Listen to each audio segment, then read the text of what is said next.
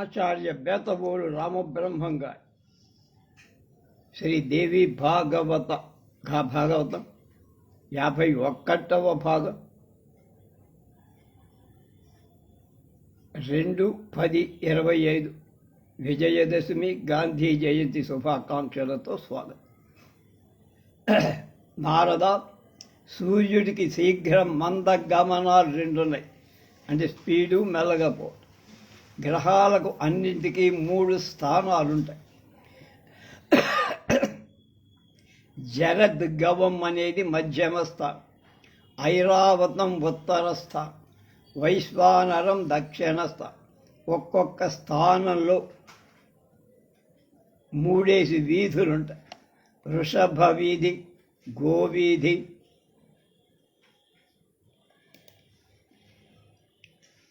జారద్గవ వీధి అనేవి 3 జరద్గవ స్థానానికి. నాగ, గజ, ఐరావత వీధులు ఉత్తర స్థానానికి. అజ, మార్గి, వైశ్వానరి అనే వీధులు దక్షిణ స్థానానికి ఉంటాయి. అశ్విని అంటే భరణి, యామ్య, కృత్తికలు నాగవీధి. రోహిణి, మృగశిర, ఆర్ద్రలు గజవీధి. పునర్వసు, పుష్యమి, ఆశ్లేషలు ఐరావతరి. బుబ్బ, ఉత్తర, మఖలు వృషభరి వీధి. హస్తచిత్త, స్వాది అవి గోవీధి. జ్యేష్ఠ, విశాఖ, అనురాధలు జారద్గవి వీధి. మూల, ఉత్తరాషాఢ, పూర్వాషాఢలు అజ వీధి. శ్రవణ, ధనిష్ట, శతభిషాలు మృగ వీధి మార్గి. పూర్వాభాద్ర, ఉత్తరాభాద్ర, రేవతలు వైశ్వానరి వీధికి చెందుతాయి.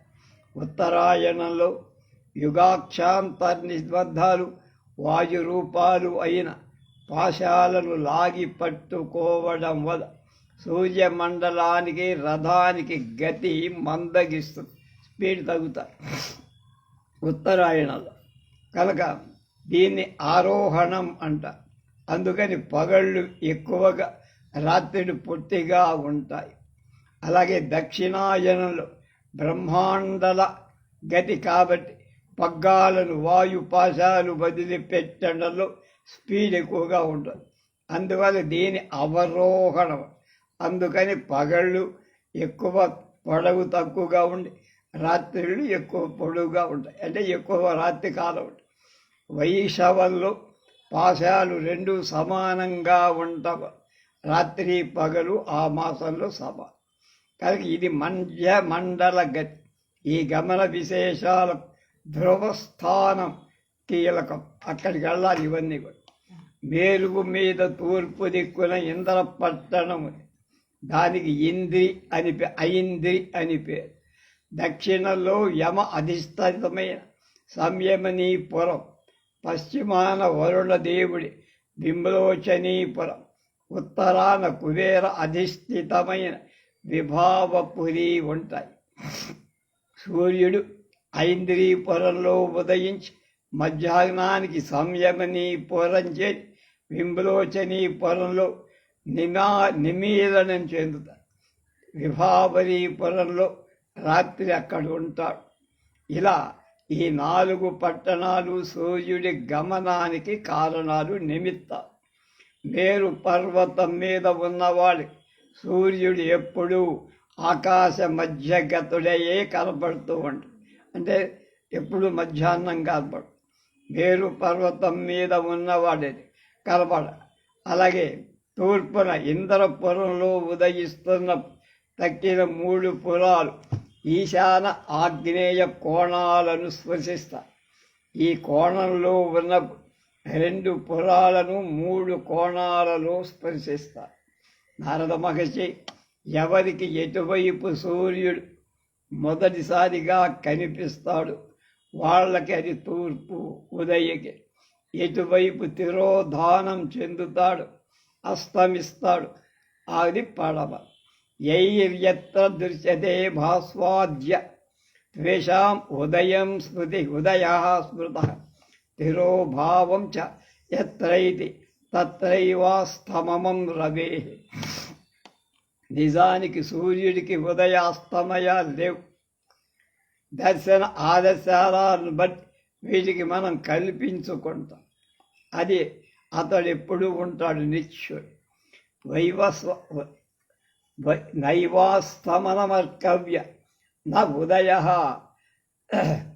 సర్వదా నత ఉదయాస్తమవాక్యం ఈ దర్శనం రవి. అన్ని ద్వీపాల వాళ్ళకి మేరువు ఉత్తర దిశలోనే ఉంటుంది. సూర్యుడి దర్శనార్థం దర్శనాలను బట్టి తూర్పు పడమరు ఏర్పడతాయి. సూర్యుడికి వామ భాగం ఎడమ భాగంలో మేరు పర్వతం, అది పెద్దల నిర్ణయం. అంచేత రవిబింబానికి ఎడమ వైపంతా ఉత్తర దిక్కు, కుడివైపంతా దక్షిణం. సూర్యుడు తూర్పున ఐంద్రిలో ఆవిర్భవించి దక్షిణ దిశకు వచ్చేసరికి 15 గడియల కాలం పట్టు. 2,37,75,000 యోజనాల దూరం గడుస్తుంది. అక్కడి నుంచి పడమరికి అంతే దూరాన్ని అంతే సమయంలో చేరతా. సూర్యరథం ఒక ముహూర్త కాలంలో 34,80,000 యోజనాలు ప్రయాణం చేస్తాయి. ఒక్క రోజు పగలు రాత్రిలో దివారాత్రులు 9 కోట్ల యోజనాలు ప్రయాణం చేస్తాయి.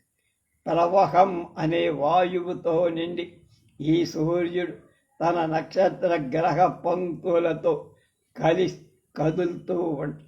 ఇతడు కాల మార్గ ప్రవర్తకుడు, ఋతుకర్త, దివాకరుడు, ద్యుమణి, ఆకాశంలో మణి లాంటివి.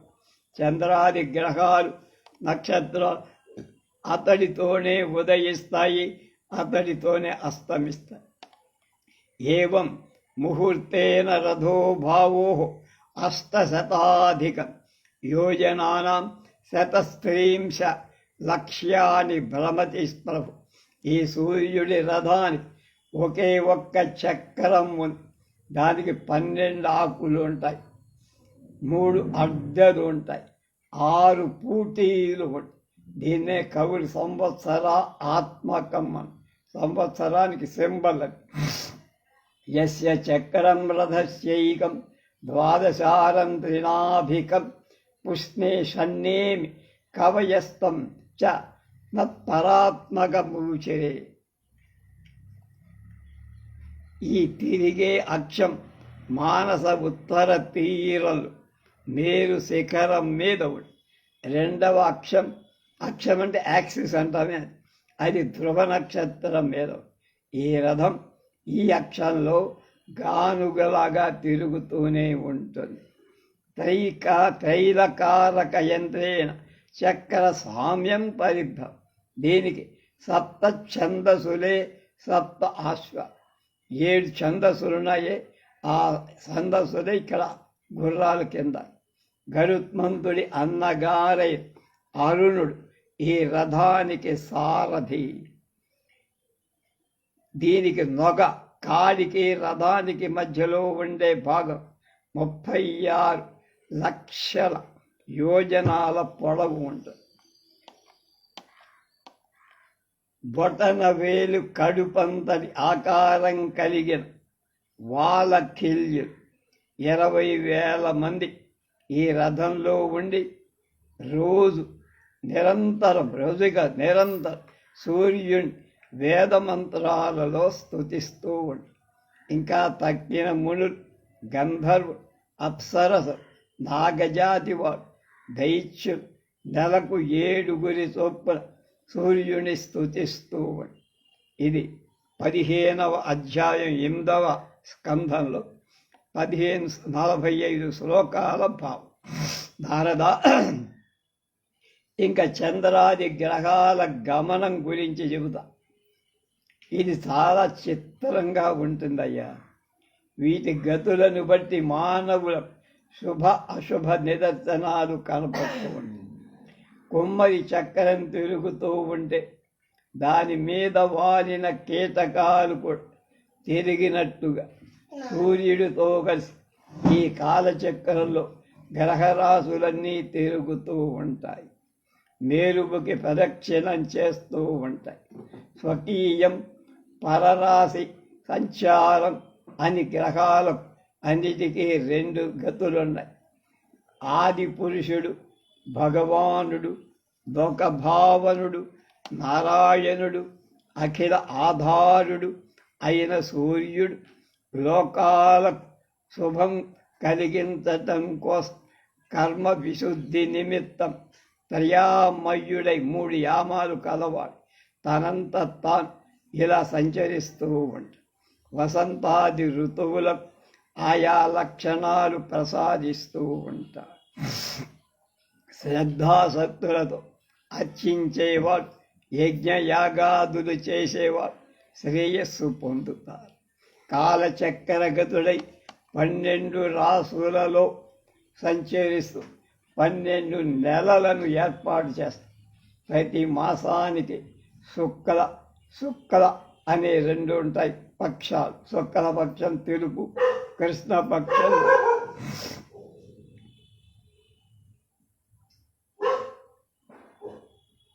దివారాత్రాలు ఉంటాయి, పగలు రాత్రి. 27 నక్షత్రాలతో సపాద నక్షత్ర ద్వయానికి 1 రాశి, 2.5 ఒక్కొక్క నక్షత్రానికి 4 పాదాలు అంటే 9 పాదాలు. 2 పూర్తిగా రాసులు, 1 పాదం, 9 పాదాలు అంటే 9 పాదాలు ఒక్కొక్క రాశి. అశ్విని భరణి కృత్తిక మొదటి పాదం మేషరాశి. అలాగే సంవత్సరంలో 6వ అంశానికి 1 ఋతువు అని పేరు. ఇది పేరు 2 నెలలు. 3 ఋతువులు, 1 ఆయనం, ఉత్తరాయణం, దక్షిణాయనం అని 2 భాగాలు సంవత్సరం. సూర్యుడి మంద శీఘ్ర సమగతులను బట్టి సంవత్సరాల్లో 5 రకాల భేదాలు కలపడతాయి. సంవత్సరం, పరివత్సరం, ఇడావత్సరం, అనువత్సరం, ఇద్వద్వత్సరం అని వాటి పేరు. సంవత్సరం పరివత్సర ఇడావత్సరమేవ చ అనువత్సరమిద్వత్సర మితి పంచకమీరితం భావోర్మాంజ శైఘ్ర సమగతిభిః కాలచిత్తమయీ విత్తమయీ ఏవం భానోర్గతిః ప్రోక్తా చంద్రాధీనాం నిబోధతాం. చంద్రుడు సూర్యరశ్మి 1,00,000 యోజనాల దూరంలో ఊర్ధ్వంగా ఉంటాడు. సూర్యుడికి 1,00,000 యోజనాల దూరంలో పైకి ఉంటాడు. ఇతడు ఓషధీనాథ్ పక్షద్వయంతో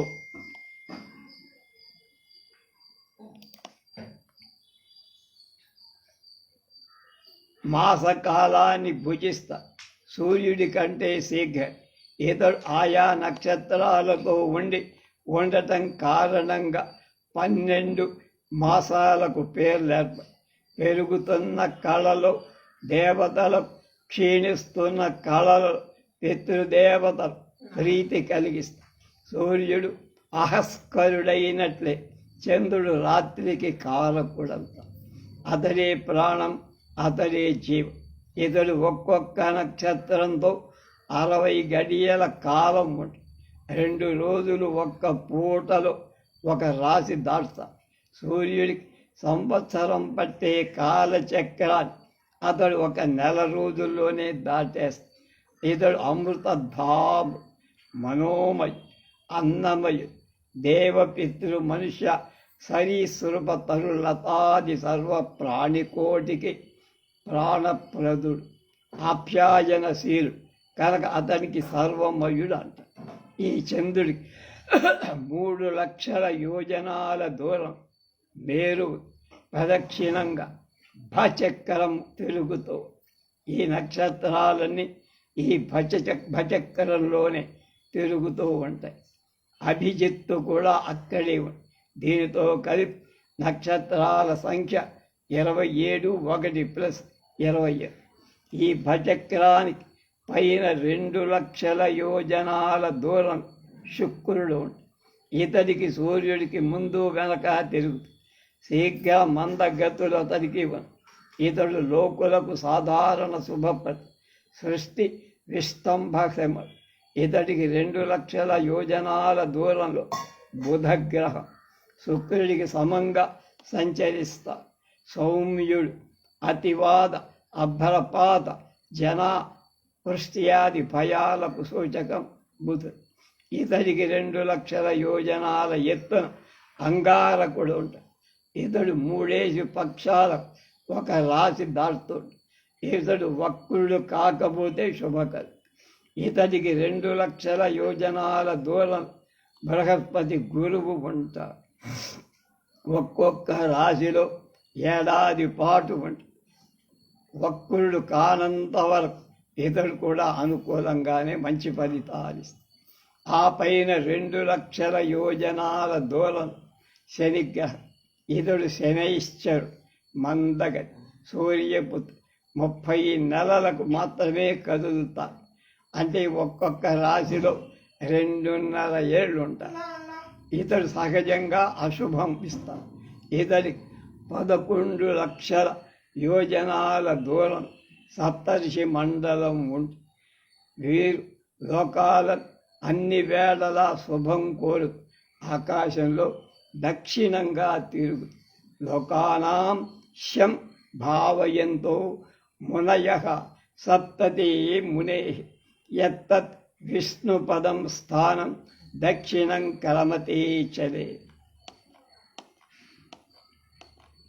మిగతా విషయాలు రేపు దమ్ము లేదు ఇప్పుడు.